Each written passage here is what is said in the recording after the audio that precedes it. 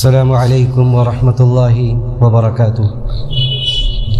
إن الحمد لله نحمده ونستعينه ونستغفره ونعوذ بالله من شرور أنفسنا ومن سيئات أعمالنا.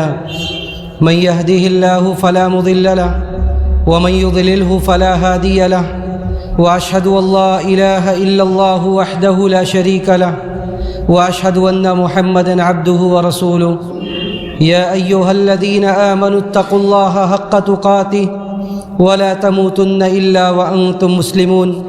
يا أيها الناس اتقوا ربكم الذي خلقكم من نفس واحدة وخلق منها زوجها وبث منهما رجالا كثيرا ونساء، واتقوا الله الذي تساءلون به والأرحام إن الله كان عليكم رقيبا. يا أيها الذين آمنوا اتقوا الله وقولوا قولا سديدا يصلح لكم أعمالكم ويغفر لكم ذنوبكم، ومن يطع الله ورسوله فقد فاز فوزا عظيما. أما بعد، فإن خير الحديث كتاب الله، وخير الهدي هدي محمد صلى الله عليه وسلم، وشر الأمور محدثاتها، وكل محدثة بدعة، وكل بدعة ضلالة، وكل ضلالة في النار.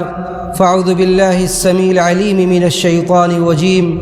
النبي أولى بالمؤمنين من أنفسهم وأزواجه أمهاتهم وأولو الأرحام بعضهم أولى ببعض في كتاب الله من المؤمنين والمهاجرين إلا أن تفعلوا إلى أوليائكم معروفا كان ذلك في الكتاب مسطورا. معزز حاضرین، محترم بزرگوں، نوجوان ساتھیوں، عزیز ماں اور بہنوں، اللہ رب العزت والجلال کے فضل و کرم سے ہم اور آپ دین کی کچھ باتیں سننے کے لیے یہاں جمع ہوئے ہیں. صحابہ سیریز کا یہ سلسلہ جو کافی دنوں سے بند تھا، اسی کی ابتدا کرتے ہوئے میں دوبارہ آپ لوگوں کے سامنے حاضر ہوں. تقریباً 2 سال پہلے صحابہ سیریز کی ابتدا کی گئی تھی، جس میں ایک کے بعد دیگرے کئی ایک صحابہ کے حالات زندگی پر مختلف علماء اکرام نے روشنی ڈالی. عشرہ مبشرہ کے بعد ہم لوگوں نے جس چیز کو لے کر شروع کی صحابہ کی حالات زندگی، اس کا تعلق نبی کریم صلی اللہ علیہ وسلم کی احادیث کے روایت کرنے سے ہے. یعنی اب جس سلسلے سے ہم چل رہے ہیں، جس حساب سے ہم پروگرام کو رکھ رہے ہیں، اس کا تعلق جن لوگوں نے احادیث کو زیادہ روایت کیا ہے ان لوگوں کی حالات زندگی پر ایک کے بعد دیگرے روشنی ڈالی جا رہی ہے. اسی لیے عشرہ مبشرہ کے بعد سب سے پہلے حضرت ابو ہریرہ رضی اللہ تعالیٰ عنہ کے حالات زندگی پر روشنی ڈالی گئی، اور آج میں آپ لوگوں کے سامنے حضرت عائشہ رضی اللہ تعالیٰ عنہ ام المومنین کے حالات زندگی پر روشنی ڈالنے کے لیے حاضر ہوں. دیکھیے، اس طرح کے پروگرام کی جو اہمیت ہے وہ اپنی جگہ ہے، لیکن جب کسی خاص ایسی شخصیت کے تعلق سے گفتگو ہو جس کا تعلق نبی کے گھرانے سے ہو، اور وہ امت کی ماں ہو، اور پھر وہ شخصیت ایسی مظلوم ہو جس کے بارے میں امت میں ان کے زندگی سے ہی، یعنی حضرت عائشہ رضی اللہ تعالیٰ عنہ کی زندگی میں ہی ایسے بدکردار اور منافقین پیدا ہوئے جنہوں نے حضرت عائشہ رضی اللہ تعالیٰ عنہ کی عزت کو اچھالنا چاہا. تو اگر کسی ایسی ذات کا اور ایسی ہستی کا ذکر ہو تو ہم سب کی یہ ذمہ داری بنتی ہے کہ ہم اپنی نسلوں کو یہ بتائیں کہ یہ کون ہیں، ان کا حق کیا ہے ہمارے اوپر، یہ کون ہے اور ان کا حق کیا ہے ہمارے اوپر. اور اس طرح کی مجالس میں جب محدثین حدیث کی محفلوں کو قائم کرتے تھے تو اس کے بہت سارے فوائد ہیں. میں ایک بات ذکر کر کے آگے بڑھتا ہوں کہ بعض محدثین نے جو حدیث کے آداب کی کتابیں لکھی ہے، ان لوگوں نے ایک چیز ذکر کی کہ اگر علم حدیث یا اس طرح کی محفل کا کوئی فائدہ نہ ہو، صرف ایک فائدہ ذکر کیا جائے اور ایک فائدہ کو ہی لے لیا جائے کہ جب آدمی اس طرح کی محفلوں میں بیٹھتا ہے تو بار بار نبی کریم صلی اللہ علیہ وسلم کا نام آتا ہے، اور اس پر آدمی جب بھی ایک مسلمان کے سامنے پیارے رسول کا ذکر آئے اور وہ اس پر درود اور وہ آپ کی ذات مبارکہ پر درود و سلام نہ بھیجے، ایسا نہیں ہو سکتا۔ اور جب آدمی درود و سلام بھیجتا ہے تو نبی علیہ الصلاۃ والسلام کی زبان مبارک سے یہ بشارت دی گئی ہے کہ جو آدمی میرے اوپر ایک مرتبہ درود و سلام بھیجے گا، من صلی علیہ صلاۃ صلی اللہ علیہ بہا عشرہ، تو اللہ تعالیٰ اس پر 10 رحمتیں نازل کرے گا۔ تو کون اللہ کی رحمت سے محروم ہونا چاہے گا؟ کون اللہ کی رحمت سے محروم ہونا چاہے گا؟ اس لیے جو باتیں بیان کی جا رہی ہے وہ باتیں بڑی اہم اور بڑی اہم شخصیت سے متعلق ہے، اس لیے کہ یہ کوئی اور نہیں بلکہ اگر ان کا تذکرے کی میں شروعات کروں تو یہ صدیقہ بنت صدیق ہیں، یہ صدیقہ بنت صدیق ہیں۔ یہ حضرت عائشہ رضی اللہ تعالیٰ عنہ کا لقب ابھی میں ذکر کروں گا کہ انہیں کن کن القابوں سے یاد کیا جاتا ہے۔ سب سے پہلی بات کہ وہ صدیقہ بنت صدیق ہیں، خود بھی صدیقہ ہیں، اور ان کے والد گرامی ابو بکر کا لقب بھی صدیق پڑا، ابو بکر رضی اللہ تعالیٰ عنہ کا لقب بھی صدیق پڑا۔ یہ وہ ہیں جو نبی کریم صلی اللہ علیہ وسلم کی زندگی میں اکلوتی تھیں جو باکرہ تھی، جو کنواری تھی، ورنہ پیارے رسول نے اپنے زندگی میں بہت شادیاں کی لیکن سب مسیبہ تھی، سب سیبہ تھی، یعنی ایک پہلے ان کی شادی ہو چکی تھی، بعض ایسی تھی جن کی اولادیں بھی تھیں، یہ اکیلی تھی جو باکرہ تھی، جو کنواری تھی۔ حضرت عائشہ وہ تھی کہ نبی علیہ الصلاۃ والسلام کے اوپر وحی کا نزول ہوا اور وہ آپ کے ساتھ لحاف میں تھے۔ حضرت عائشہ وہ تھی جن کے بارے میں حضرت ابو موسیٰ اشعری رضی اللہ تعالیٰ عنہ جیسے جلیل القدر صحابی نے کہا تھا کہ لا عالم فی الارض اعلم من عائشہ رضی اللہ تعالیٰ عنہ، کہ حضرت عائشہ سے زیادہ اس روئے زمین پر، ان کے وقت میں کہا تھا کہ عائشہ سے زیادہ اس روئے زمین پر میں کسی کو بھی علم والا نہیں سمجھتا ہوں۔ اور ابو موسیٰ اشعری میں یہ بھی بتاتا چلوں کہ ابو موسیٰ اشعری ان 7 صحابہ میں سے تھے جن کی طرف ان کے زمانے میں فتویٰ تحویل کیا جاتا تھا، فتویٰ لیا جاتا تھا، یعنی علم میں ان کی طوطی بولا کرتی تھی۔ اس کے باوجود ابو موسیٰ اشعری گواہی دیتے تھے کہ عالم نساء الارض، اس روئے زمین پر سب سے بڑی عالمہ اپنے وقت کی عائشہ تھی رضی اللہ تعالیٰ عنہ۔ تو حضرت عائشہ رضی اللہ تعالیٰ عنہ کی زندگی، یہ امت کے لیے ان کے زندگی میں جو کچھ ہوا اور جس طرح انہوں نے دین کی خدمت کی، اس میں بڑی ہدایتیں ہیں، بڑی آزمائشیں ہیں۔ مسلمانوں کو سمجھنے کی ضرورت ہے کہ کس طرح انہوں نے ان آزمائشوں کو بلتا اور اس سے وہ آگے بڑھیں۔ حضرت عائشہ رضی اللہ تعالیٰ عنہ سے محبت، یہ جملہ نوٹ کر لیں اس لیے کہ یہ جملہ یہ عقیدے کا ہے۔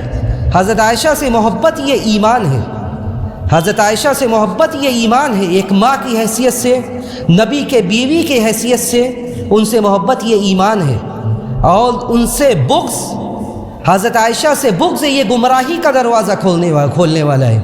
اور اسی طرح ان کے اوپر جو سب و شتم یا ان کے وہ جو گالیاں دیتے ہیں اس امت کے جو بد کردار اور منافقین ہیں، تو جو آدمی ان کے راہ پر چل کر اگر کبھی بھی اس پاک تینت عورت کو گالی دے یا برا بھلا کہے تو وہ فاسی کے اعلیٰ اطلاق علماء کے اطلاق اور علماء کے متفقہ موقف کے حساب سے وہ آدمی فاسی کے، اور اسی پر بس نہیں بلکہ جو آدمی حضرت عائشہ پر اگر تہمت کی باتیں کرے، یعنی ان کے اوپر تہمت لگائے یا ان کی برات کے بارے میں شک و شبہ کا شکار ہو، ایسا آدمی کافر ہے، ایسا آدمی کافر ہے۔ جو آدمی حضرت عائشہ رضی اللہ تعالی عنہ کے اوپر تہمت لگائے یا اس تہمت کی جو برات کا نزول ہوا، ایک کے بعد دیگر سورہ نور کی 10 آیات کا نزول ہوا اور جس میں اس بات کو واضح کیا گیا کہ یہ منافقین نے، بد کرداروں نے جو پروپیگنڈا رچا تھا اس کی کوئی بھی حقیقت نہیں ہے۔ تو جو آدمی اس میں شک و شبہ کرے یا آپ کو بد کردار گردانے، نعوذ باللہ، ایسا آدمی علماء عقیدہ کے حساب سے متفقہ طور سے کافر ہے۔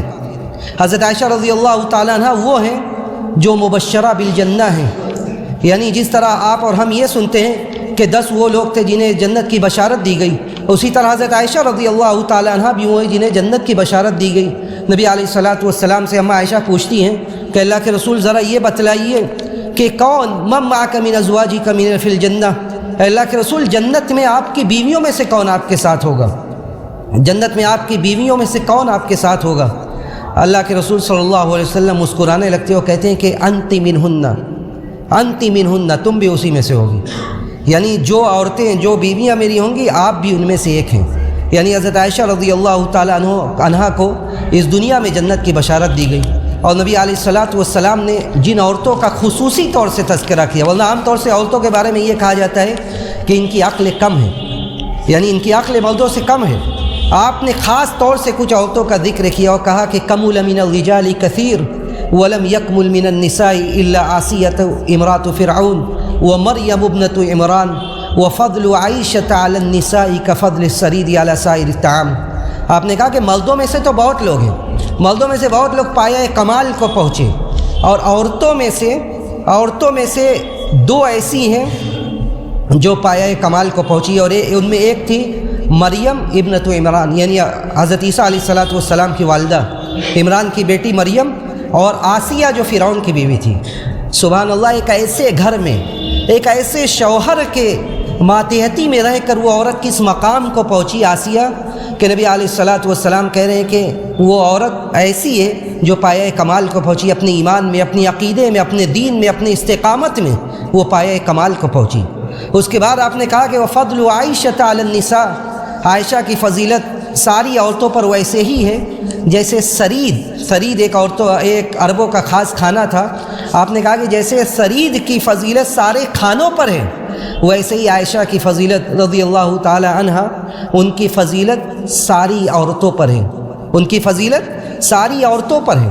تو حضرت عائشہ رضی اللہ تعالی عنہا کی فضیلت اللہ کے رسول صلی اللہ علیہ وسلم نے بہت سارے مقامات پر کیا، اور ان کے فضائل بے شمار ہیں. ابھی آگے بھی اس کا ذکر آئے گا. اس سے پہلے میں ایک بات یہاں پہ ذکر کرتا چلوں کہ ایک سوال کچھ لوگوں کے ذہن میں آتا ہے کہ خاص طور سے حضرت عائشہ کے حالات زندگی پر زیادہ گفتگو کیوں کی جاتی ہے.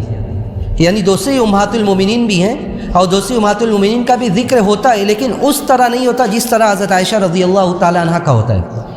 اس کی کئی ایک وجوہات ہیں. سب سے بڑی وجہ تو یہ ہے، جہاں سے میں نے اپنی بات شروع کی، کہ حضرت عائشہ رضی اللہ تعالیٰ عنہ وہ مظلوم شخصیت ہیں کہ ان کے زندگی میں ہی جب وہ نبی کی بیوی تھی اور نبی صلی اللہ علیہ وسلم زندہ تھے، موجود تھے، اسی وقت ایسے لوگ اس امت میں پیدا ہوئے جن لوگوں نے حضرت عائشہ رضی اللہ تعالیٰ عنہ کی عزت اچھالی، ان کے اوپر تہمت باندھا، ان کے اوپر بہتان لگایا.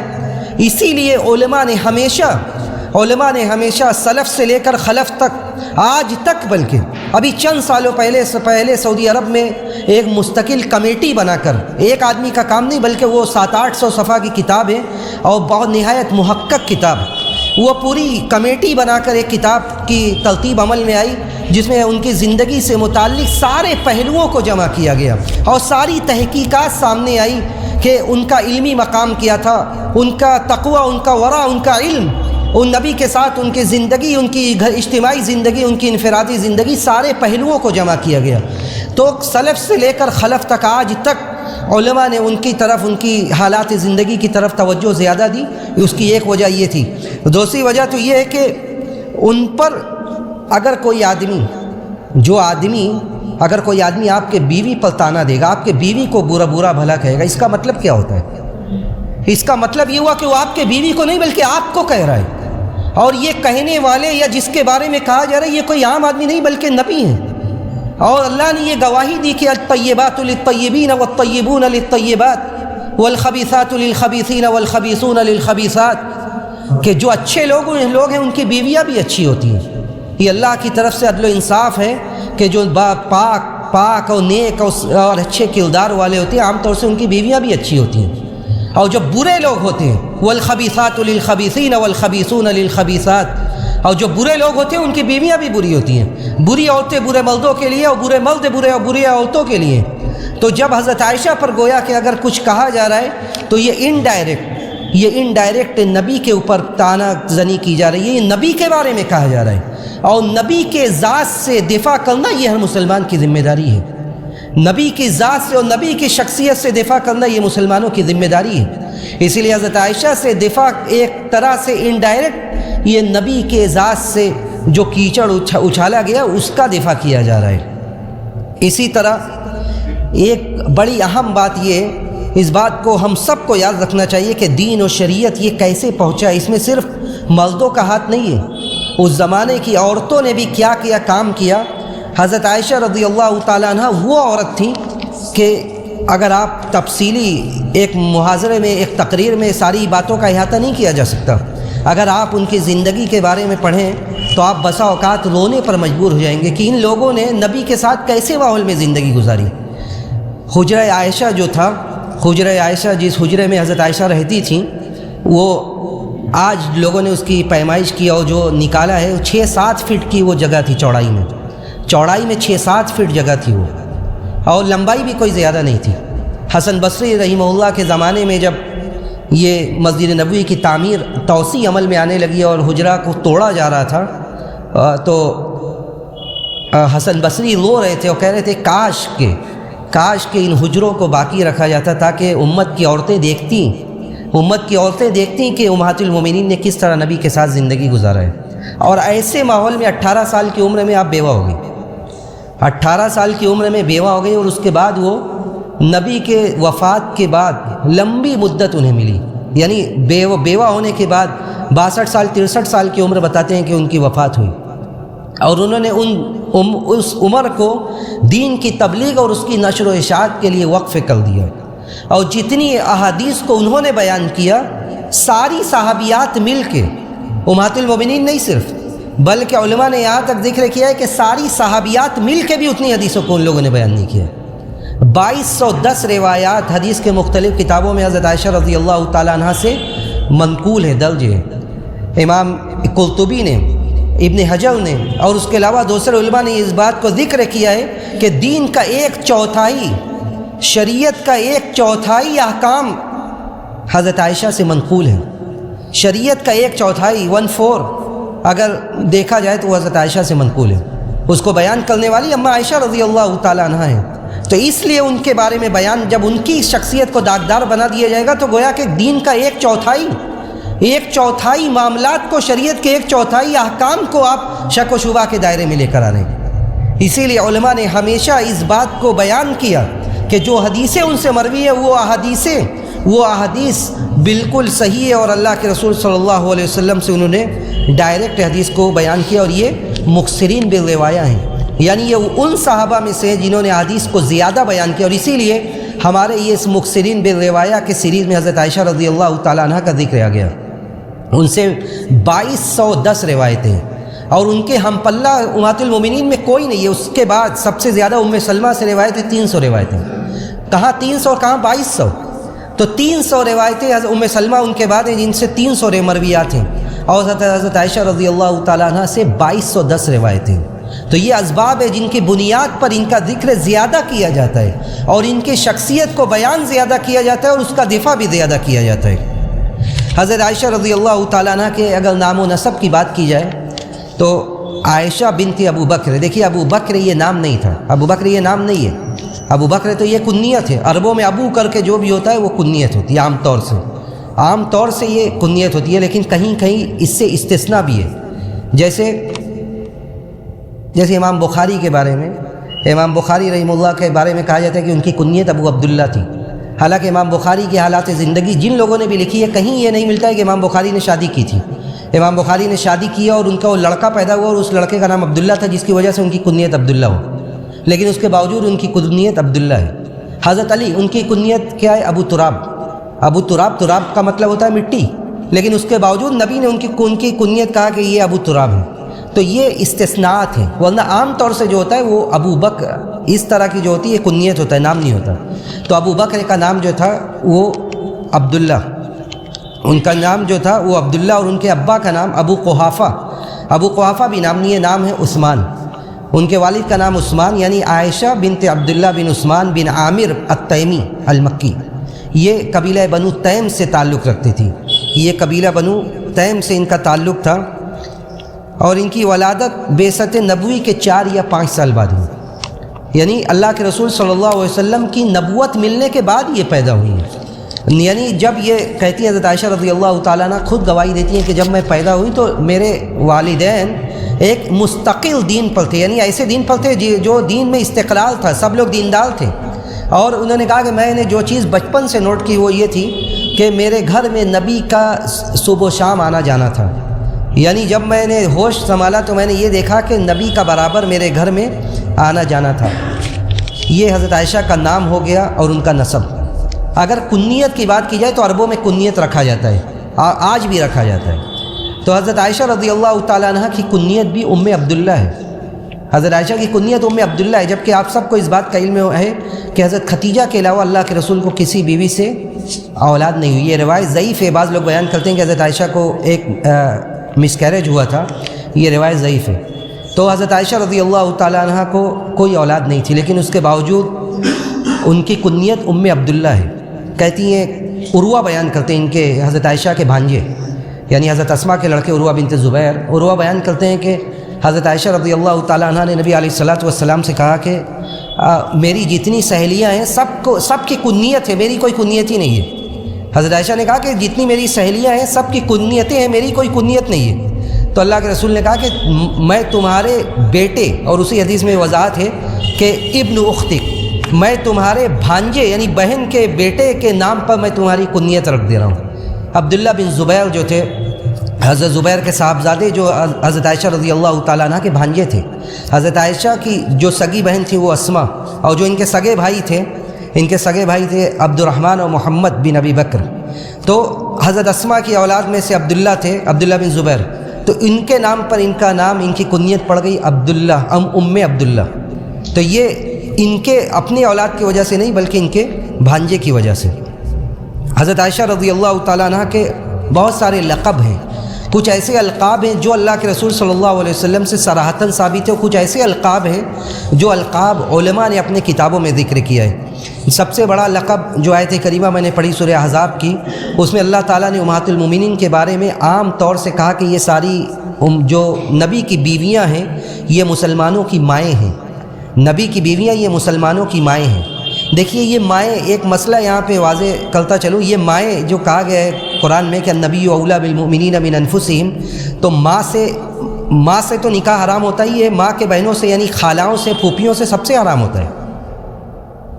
یعنی اگر حقیقی معنوں میں یہ علماء نے باقاعدہ تفسیر کی کتابوں میں امام قرطبی نے، شوکانی نے ذکر کیا ہے کہ یہ صرف یہ عموما یعنی یہ ماں کا رشتہ یہ صرف نبی کی بیویوں کے حد تک ہے۔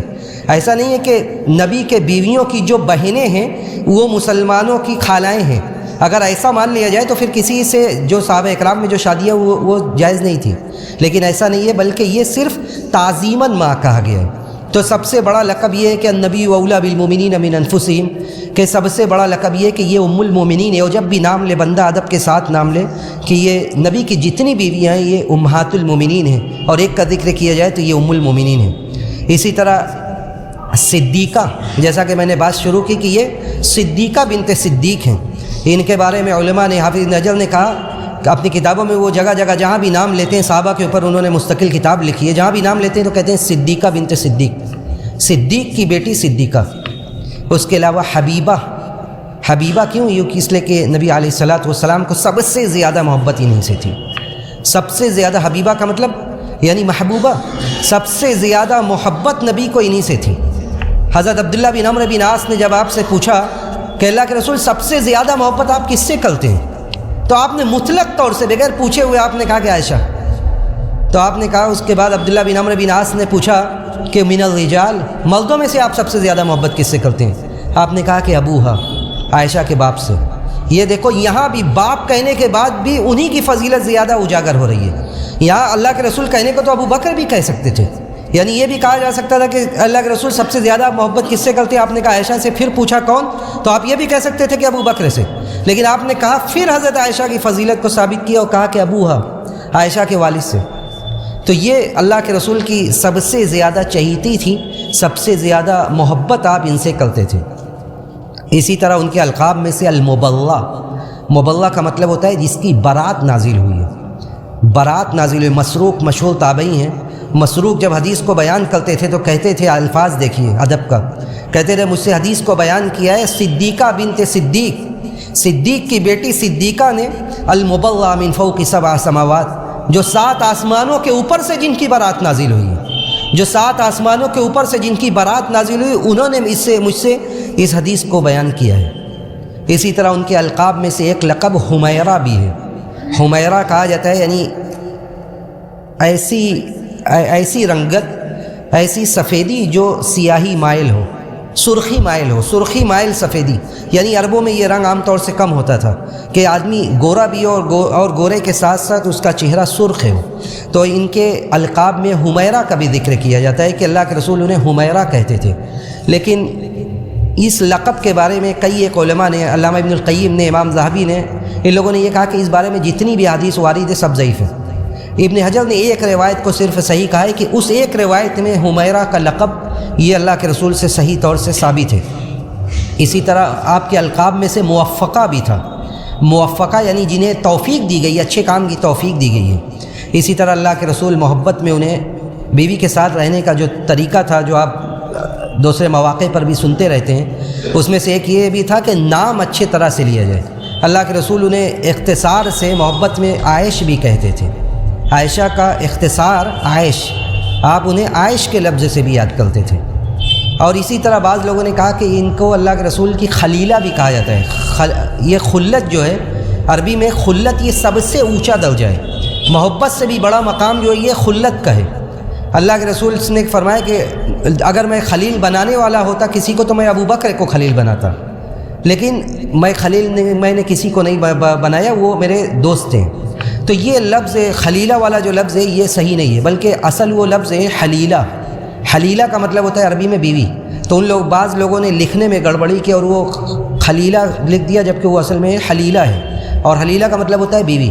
تو یہ حضرت عائشہ رضی اللہ تعالیٰ عنہ کے کچھ ایسے القاب تھے جو سیرت کی کتابوں میں اور ان کی حالات زندگی لکھنے والے جن لوگوں نے ان کے حالات کو جمع کیا ہے انہوں نے کتابوں میں ذکر کیا ہے.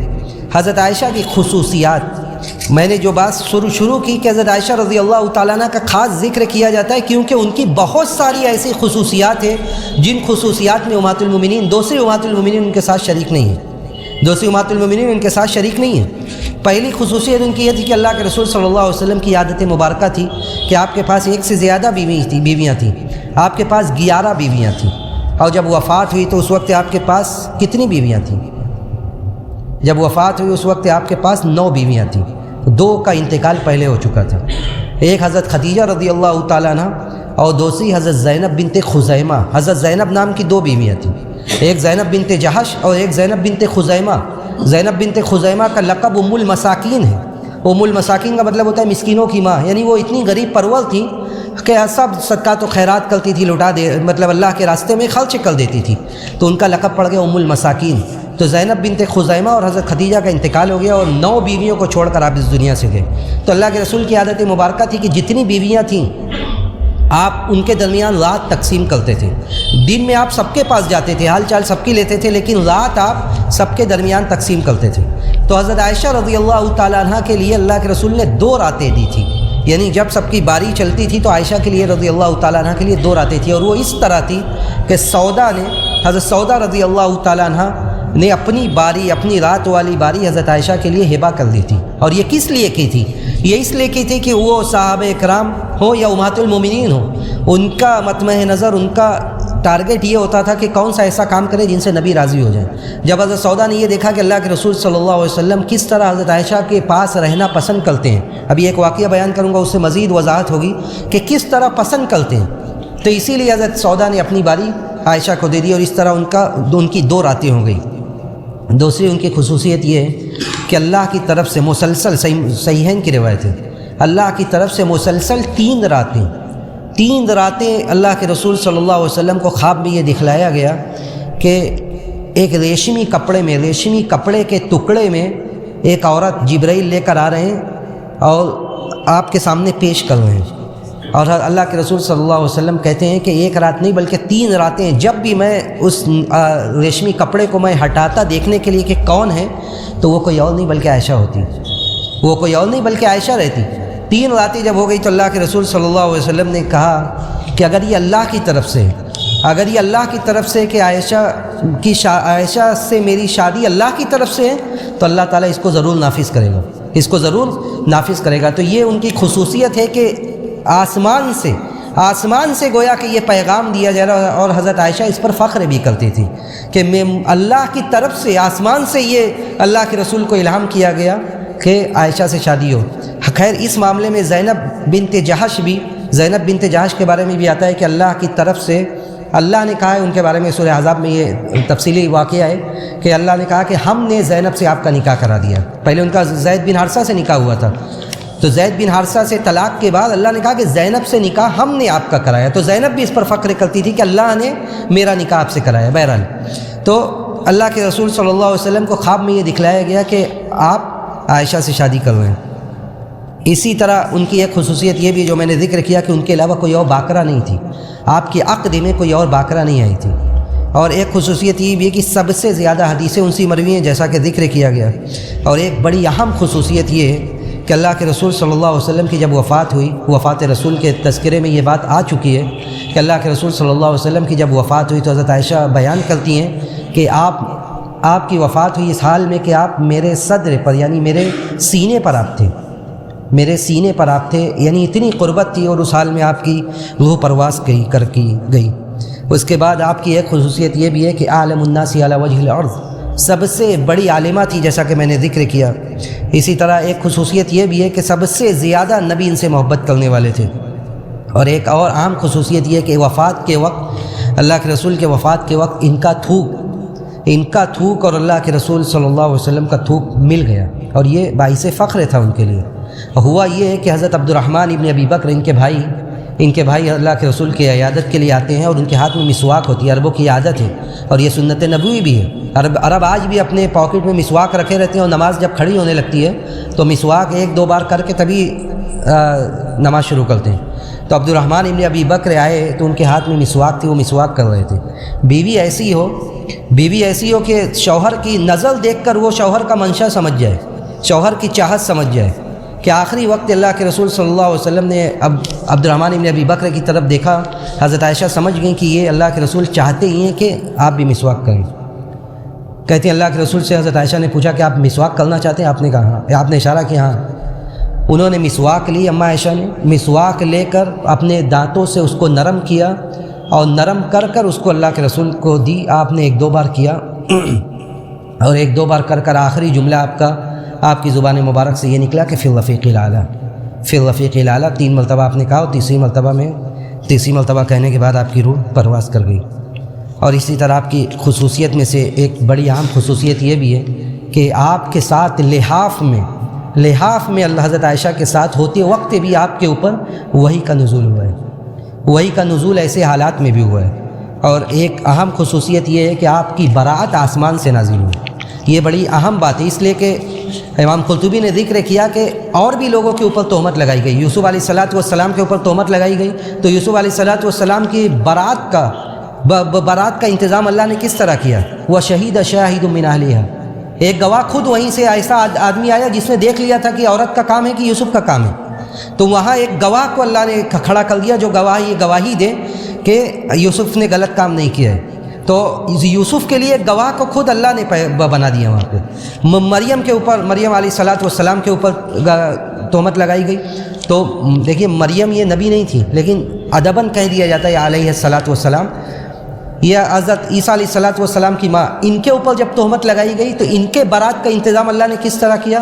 ان کے برات کا انتظام اس طرح کیا کہ خود عیسیٰ علیہ السلام کو اللہ نے گویائی دی، اور انہوں نے کہا کہ انی عبد اللہ وآتانی الکتاب وجعلنی نبیا، یعنی غیر معہود انداز میں، بچپنا میں کوئی نہیں بولتا ہے۔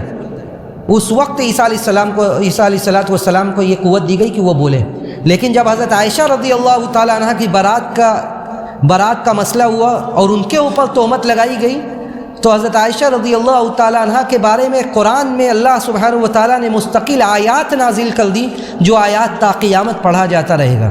حضرت عائشہ کہتی ہے کہ مجھے تو اس بات کا وہم و گمان نہیں تھا، حضرت عائشہ خود یہ بیان کرتی ہیں کہ مجھے یہ گمان نہیں تھا، میں یہ سوچتی تھی کہ اللہ کے رسول صلی اللہ علیہ وسلم کو خواب میں دکھلایا جائے گا کہ میں بری ہوں، میں نے ایسا کام نہیں کیا، لیکن مجھے یہ تو وہم و گمان نہیں تھا کہ میرے بارے میں قرآن میں اللہ سبحانہ و تعالیٰ آیات نازل کرے گا، اور آیات نازل کر کے مجھے میری برات نازل ہوگی۔ اسی لیے وہ واقعہ آگے بیان کیا جائے گا، ایک نشست میں یہ ختم نہیں ہوگا، اور نہ تو میں ختم کرنا چاہتا ہوں، میں بات ختم کر دوں گا کوئی 10 منٹ کے اندر، کہ حضرت عائشہ رضی اللہ تعالیٰ عنہ نے اسی لیے واقعہ افک کے بعد جب ان کی والدہ نے کہا کہ رسول اللہ کی تعریف کرو، رسول اللہ کا شکریہ ادا کرو، تو حضرت عائشہ کا جملہ کیا تھا؟ حضرت عائشہ نے کہا کہ انی لا احمد الا اللہ، میں ابھی کہ اللہ کے علاوہ کسی کی تعریف نہیں کروں گی، میں اللہ کے علاوہ کسی کی تعریف نہیں کروں گی، اس لیے کہ اللہ نے میری برات کا سامان کیا ہے، اللہ نے میری برات کے بارے میں آیات نازل کی ہیں۔ اللہ کے رسول تو میرے بارے میں انہوں نے یعنی کنایتاً کہا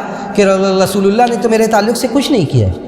رسول اللہ نے، اللہ کے رسول صلی اللہ علیہ وسلم نے صراحتاً اگر اللہ کے رسول حضرت عائشہ کے بارے میں یہ کہتے، حالانکہ آپ کو پورا اس بات پر کانفیڈنٹ اور پورا اعتماد تھا کہ عائشہ ایسی نہیں ہے، لیکن اس کے بعد بھی آپ اگر لوگوں سے کہتے تو لوگ یہ کہتے کہ آپ اپنے گھر کی برات کر رہے ہیں، آپ اپنے بیوی کے بارے میں خود اپنی طرف سے کہہ رہے ہیں۔ اسی لیے اللہ کے رسول صلی اللہ علیہ وسلم 1 مہینے تک، وہ واقعہ آئے گا تفصیلی، 1 مہینے تک آپ خاموش رہے، 1 مہینے کے بعد یہ آیات نازل ہوئی۔ تو یہ حضرت عائشہ کی خصوصیت تھی۔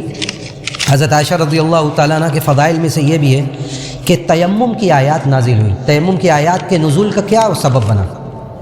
کہتے ہیں کہ یہ غزوہ بنی المصطلق کے موقع پر ہی کی بات ہے۔ 2 واقعہ اس تعلق سے بیان کیا جاتا ہے کہ ایک ہار، یہ بعض روایات میں آتا ہے کہ یہ ہار انہوں نے حضرت اسماء اپنی بہن سے لیا تھا اور پہن کے گئیں۔ اللہ کے رسول جب سفر پر نکلنے لگتے تھے تو آپ کورا کرتے تھے اپنی بیویوں کو لے جانے کے لیے۔ ایک سفر پر آپ نکلنے لگے، آپ نے کورا اندازی کہ اس میں عائشہ کا نام آیا، آپ لے کر گئے اور وہ ہار پہنی ہوئی تھی، وہ ہار راستے میں گم ہو گیا، وہ ہار راستے میں گم ہو گیا۔ اللہ کے رسول صلی اللہ علیہ وسلم سے انہوں نے کہا کہ میرا ہار گم ہو گیا۔ آپ نے کہا کہ قافلہ آگے نہیں بڑھے گا جب تک کہ یہ ہار کو تلاش نہ کر لیا جائے۔ آپ نے قافلے کو روکنے کا حکم دیا، قافلے کو روکنے کا حکم دیا، قافلہ رک گیا۔ اس کے بعد ہار تلاش ہونے لگا اور ایسے جگہ قافلہ رکا تھا جہاں پہ پانی نہیں تھا۔ صحابہ اکرام آ کر ابو بکر سے کہنے لگے کہ آپ دیکھیے آپ کی بیٹی نے کیا کام کیا، ایسی جگہ پر اس قافلے کو روک لیا جہاں پانی نہیں ہے اور نماز کا وقت ہے۔ کہتی ہے حضرت عائشہ رضی اللہ تعالیٰ عنہ کہ ابو بکر میرے پاس آئے، ابو بکر آ کر مجھے لکڑی میرے اندر گود رہے تھے اور مجھے برا بھلا یعنی مجھے یہ ڈانٹ رہے تھے کہ تم نے یہ کون سا کام کیا ہے کہ ایسی جگہ پر روک دیا جہاں نہ پانی اور نماز کا وقت ہو چکا ہے۔ کہتی ہیں حضرت عائشہ کہ نبی علیہ الصلوۃ والسلام اس وقت میرے گود میں سر رکھ کر سوئے ہوئے تھے، اس لیے میں نے جتنا بھی ابو بکر میرے والد نے مجھے ڈانٹا پھٹکارا میں ویسے ہی ساکت بیٹھی ہوئی تھی، میں ہلی ڈلی نہیں تاکہ اللہ کے رسول کی نیند نہ خراب ہو۔ کہتی ہیں اسی حالات میں یہی موقع تھا کہ اللہ تعالیٰ نے اسی موقع پر تیمم کی آیات کا نزول کر دیا اور یہ کہا کہ فَإِن لَّمْ تَجِدُوا مَاءً فَتَيَمَّمُوا صَعِيدًا طَيِّبًا، اگر پانی نہ ہو تو آپ پاک صاف مٹی سے تیمم کر لیں۔ حضرت اسید ابن حضیر صحیحین کی روایت ہے، حضرت اسید ابن حضیر نے کہا جب یہ آیات کا نزول ہوا، کہا انہوں نے کہ ما هذه اول برکتکم یا آل ابی قحافہ یا آل ابی بکر یا آل ابی بکر، کہا کہ ابو بکر کی اولاد یہ تمہاری پہلی برکت نہیں ہے، یعنی اس کے علاوہ اور بھی برکتیں اور بھی رحمتیں تمہاری وجہ سے امت کو ملی ہیں۔ تو انہوں نے تعریف کیا کہ یہ آپ کی وجہ سے تیمم کی آیات کا نزول ہو گیا۔ حضرت عائشہ رضی اللہ تعالیٰ عنہ کا مقام، جب 1 سے زائد بیویاں رہتی ہیں تو گھر میں بڑی باتیں ہو رہتی ہیں۔ اللہ کے رسول صلی اللہ علیہ وسلم کے گھر میں ایسا کچھ نہیں تھا 1-2 واقعات کو چھوڑ کر یا 1-2 معاملوں کو چھوڑ کر، تو اللہ کے رسول صلی اللہ علیہ وسلم کے گھر میں جو بیویاں تھیں ان کی بھی مورخین نے، جو سیرت نگاروں نے ذکر کیا کہ ان کی 2 پارٹیاں تھیں۔ ان کی 9 بیویوں میں جو اس وقت تھیں یا اگر 11 تھیں تو ان میں ان کی 2 پارٹیاں تھیں۔ ایک طرف تو عائشہ کے ساتھ حضرت عمر رضی اللہ تعالیٰ عنہ کی صاحبزادی حضرت حفصہ، حضرت صفیہ اور حضرت سودا تھی، اور دوسری طرف ان کے علاوہ جو بیویاں تھیں ام سلمہ، جویریہ، ام حبیبہ، میمونہ رضی اللہ تعالیٰ عنہن اجمعین، تو یہ لوگ تھیں۔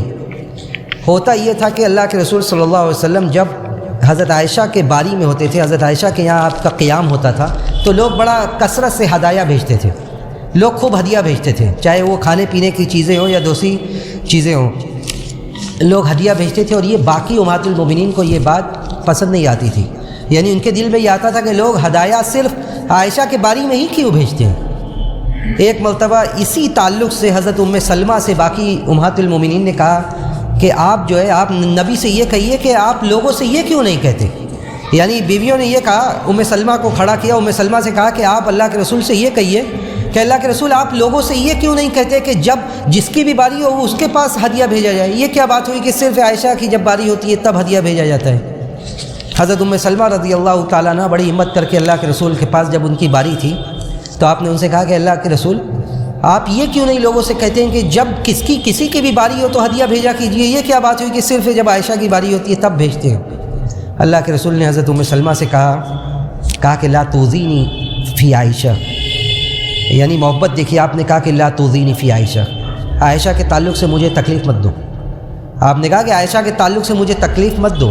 اور بیوی بھی ایسی کہ جیسے ہی ام سلمہ سے آپ نے کہا کہ عائشہ کے تعلق سے مجھے تکلیف مت دو، فوراً حضرت ام سلمہ نے کہا کہ استغفر اللہ، میں اللہ سے مغفرت طلب کرتی ہوں، میں آپ سے بھی معافی چاہتی ہوں. جب بیویوں کے باقی اپنی سوکنوں کے پاس ام سلمہ گئیں تو ان کی سوکنوں نے پوچھا کہ آپ نے کہا یہ بات؟ انہوں نے کہا ہاں. کہا کہ اللہ کے رسول نے کیا کہا؟ آپ نے بتلایا ام سلمہ نے کہ اللہ کے رسول نے کہا کہ مجھے عائشہ کے تعلق سے تکلیف مت دو. تو دوسری امہات المومنین کہنے لگی آپ دوبارہ ٹرائی کیجئے، دوبارہ کوشش کیجئے. انہوں نے کہا آپ کبھی نہیں. ایک مرتبہ میں نے کوشش کی اور اللہ کے رسول نے جو جملہ کہا، میں نے اللہ سے معافی مانگی اور آپ سے بھی معافی مانگی، اب میں یہ بات کبھی نہیں کہوں گی. اس کے بعد امہات المومنین حضرت فاطمہ کے پاس جاتی ہیں.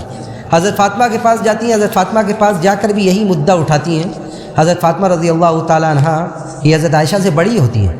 اللہ کے رسول کے وفات کے وقت اگر حضرت عائشہ کی عمر 18 سال تھی تو حضرت فاطمہ کی وفات کے وقت، جو اللہ کے رسول سے چند دنوں بعد ان کی وفات ہوئی تھی 6 مہینے کے بعد، تو حضرت فاطمہ کے وفات کے وقت ان کی عمر 25 سال تھی. تو یہ حضرت عائشہ سے بڑی تھی 7 سال 8 سال. لوگ حضرت فاطمہ کے پاس جاتے ہیں کہ آپ اپنے والد سے کہیے. حضرت فاطمہ رضی اللہ تعالیٰ عنہ آتی ہیں اور آ کر کہتی ہیں کہ آپ کی بیویاں امہات المومنین عدل و انصاف چاہتی ہیں. یعنی یہ ایک جملہ تھا، ورنہ اللہ کے رسول عدل و انصاف کے پیکر تھے. لیکن اللہ کے رسول سے حضرت فاطمہ نے جو خطاب کیا، کہا کہ آپ کی بیویاں عدل و انصاف چاہتی ہیں. آپ نے کہا حضرت فاطمہ سے کہ کیا تم وہ چیز پسند کرتی ہو، کیا تم وہ اس چیز سے محبت کرتی ہو جس سے میں محبت کرتا ہوں؟ تو کہا کہ ہاں. حضرت فاطمہ آپ کی چہیتی بیٹی تھی. آپ نے کہا ہاں. تو آپ نے کہا کہ انی احب عائشہ فاحبھا، کہا کہ میں عائشہ سے محبت کرتا ہوں، تم بھی کرو. کہا کہ میں عائشہ سے محبت کرتا ہوں، تم بھی کرو.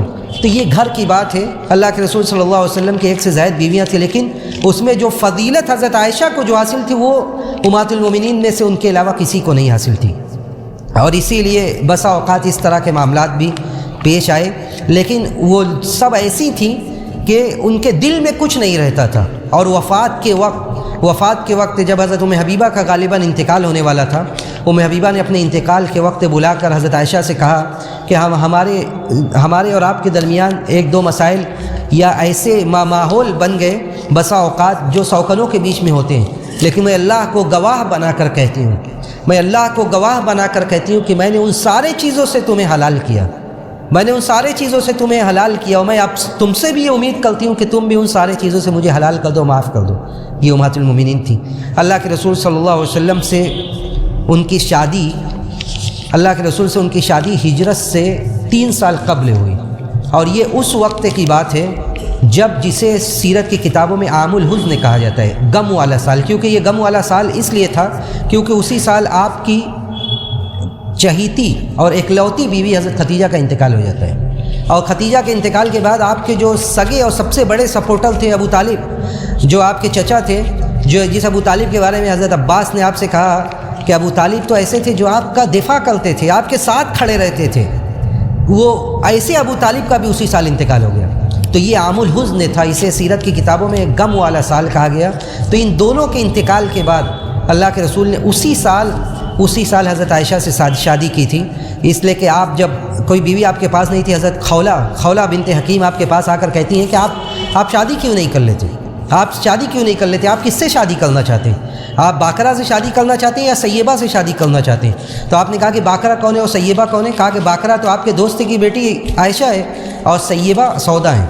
دونوں کا آپشن اللہ کے رسول کے سامنے انہوں نے رکھا، اور اسی کے بعد اللہ کے رسول نے عائشہ سے شادی کی. اور عائشہ سے شادی کرتے وقت جب پیغام دیا تو ابو بکر رضی اللہ تعالیٰ عنہ نے، اس وقت جو ماحول تھا، ابو بکر رضی اللہ تعالیٰ عنہ نے پوچھا آپ سے کہ کیا آپ میرے بھائی نہیں ہیں؟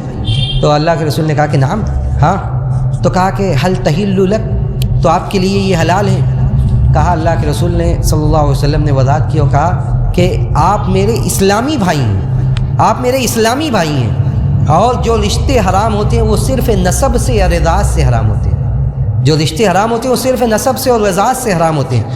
اس کے بعد یہ شادی ہوئی، تو جب شادی ہوئی تو اس وقت آپ کی عمر 6 سال تھی، اور یہ تعجب کی بات لگ رہی ہوگی اس سماج میں کہ شادی جب حضرت عائشہ کی ہوئی اس وقت ان کی عمر صرف اور صرف 6 سال تھی، اور لیکن اس وقت رخصتی نہیں ہوئی، رخصتی ہجرت کے بعد ہوئی۔ اس وقت ان کی عمر متفقہ طور سے ساری روایات کو جمع کرنے کے بعد متفقہ طور سے حضرت عائشہ کی عمر اس وقت 9 سال تھی۔ اس وقت حضرت عائشہ کی عمر 9 سال تھی، اور یہ کوئی تعجب کی بات نہیں ہے۔ جس ملک کی یہ بات ہے، عربوں میں آج بھی چونکہ گرمی زیادہ ہے، اور اس طرح کے جو دوسرے ممالک ہیں وہاں لڑکیاں بالغ جلدی ہوتی ہیں، 9 سال کی عمر ہے، یہ کوئی تعجب خیز معاملہ نہیں ہے۔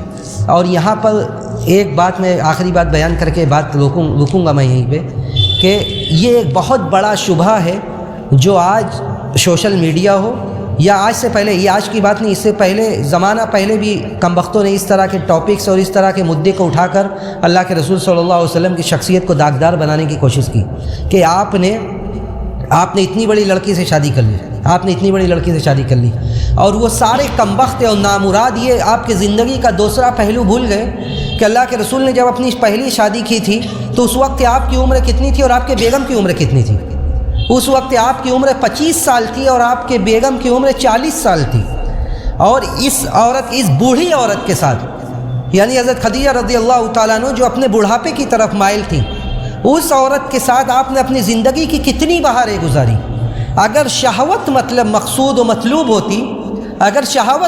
مطلوب ہوتی تو کیا کوئی اپنی جوانی کا 22 سالہ، آپ نوٹ کیجئے یہ کہ آپ کی عمر، جب پہلے آپ نے شادی کی خدیجہ سے آپ کی عمر 25 سال تھی، جب خدیجہ کا انتقال ہوا تو حضرت خدیجہ کی عمر 62 سال تھی اور آپ کی عمر 47 سال تھی، یعنی 22 سالہ بہاریں، 22 سالہ زندگی آپ نے ایسے ہی ایک عورت کے ساتھ، ایک عورت پر آپ نے اکتفا کیا، اور وہ بھی ایسی عورت جو آپ کے وفات کے وقت 62 سال کی تھی، اور آپ کی زندگی کے اس پہلو کو نہیں اجاگر کیا جاتا کہ اگر نعوذ باللہ اگر صرف شہوت مقصود و مطلوب ہوتی تو آپ حضرت خدیجہ کو کیسے اتنے دن سنبھالتے کہ آپ نے ایک بیوی پر اکتفا کیا اور آپ 22 سال تک ان کے ساتھ رہے، ان کے زندگی میں کسی سے آپ نے شادی نہیں کی، تھی۔ تو یہ صرف اور صرف آپ کی شخصیت کو داغدار کرنے کی کوشش تھی، لیکن اللہ کے فضل و کرم سے اللہ نے آپ سے دفاع کا وعدہ کیا تھا۔ آپ نے کہا، اللہ نے آپ سے دفاع کا وعدہ کیا تھا، اور یہ کہا تھا کہ وَرَفَعْنَا لَكَ ذِكْرَكَ، ہم نے آپ کے ذکر کو بلند کیا ہے۔ تو جتنی بھی کتابیں لی گئی، اس طرح کی کتابیں بھی کم بختوں نے لکھی جس میں اس موضوع کو اٹھایا گیا کہ آپ کس طرح کے تھے، نعوذ باللہ، اور اس سارے چیزوں کے باوجود آپ کی شخصیت میں کچھ نہیں فرق آیا، اور جس طرح آپ کی شان کو اللہ نے بلند کیا تھا ویسے ہی باقی رہی۔ تو آپ کی شادی ہوئی اور 9 سال کی عمر میں حضرت عائشہ رضی اللہ تعالیٰ عنہ کی رخصتی ہوئی۔ مہر میں کیا دیا گیا؟ بڑا معمولی مہر ہوتا تھا حیثیت کے حساب سے، ساری بیویوں کا مہر، ایک بیوی کا نہیں، ساری بیویوں کا مہر، کہتی ہیں حضرت عائشہ رضی اللہ تعالیٰ عنہ کہ اللہ کے رسول کے ساری بیویوں کے مہر کے بارے میں اگر بات کی جائے تو 12 اوقیہ سے زیادہ نہیں تھا۔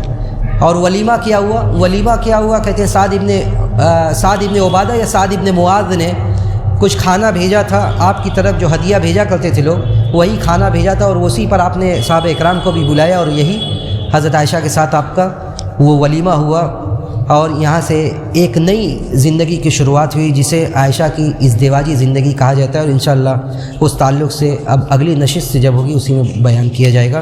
ہم اللہ سبحانہ و تعالیٰ سے، چونکہ ان کے زندگی کے بہت پہلو ہیں، اور میں چاہتا ہوں کہ بعض ان چیزوں کو بیان کیا جائے جن پر عام طور سے باتیں نہیں ہوتی ہیں، اس لیے میں نے اس کو ایک نشست سے ایک مجلس سے دوسری مجلس میں ایک مجلس پر ختم نہیں کیا، اور اس بہت ساری باتیں بھی ہیں، اور بعض وہ باتیں جس کا تعلق علم سے ہے لیکن وہ ان کی شخصیت میں بیان کرنا ضروری تھا، اس لیے میں یہیں پر رکتا ہوں، اور اللہ سبحانہ و تعالیٰ سے یہ دعا کرتا ہوں کہ اللہ رب العالمین جو باتیں ہم نے سنی ان باتوں کو سن کر اس طرح کے ماحول اپنے یہاں پیدا کرنے کی توفیق نصیب فرمائے، ان سارے جو ہمارے قدوہ ہیں، جو ہمارے نمونہ ہیں، جو آئیڈیل ہیں، ان سب سے ہمیں سبق لینے کی توفیق نصیب فرمائے۔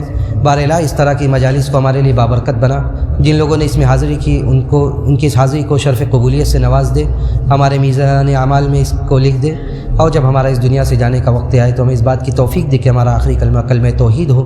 ربنا تقبل منا انک انت السمیع العلیم وتب علینا انک انت التواب الرحیم وآخر دعوانا ان الحمد للہ رب العالمین والسلام علیکم ورحمۃ اللہ وبرکاتہ.